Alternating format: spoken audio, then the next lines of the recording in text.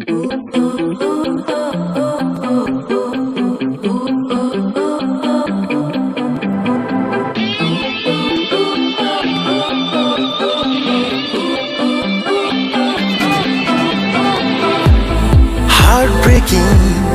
mascara নজর famous collection today আমরা এখানে সবাই আছি একটাই কারণে সেটা হচ্ছে প্রথম যে ফার্স্ট কারণটা সেটা হচ্ছে বর্ষা সুন্দরী সিজন 3 ফেম স্পটলাইট আমাদের ফেমাস কমিউনিকেশন থেকে যেটা ডান করা হবে। আসসালামু আলাইকুম, নমস্কার, সবাইকে অনেক ধন্যবাদ জানাচ্ছি। বর্ষা সুন্দরী অপূর্ব 2022।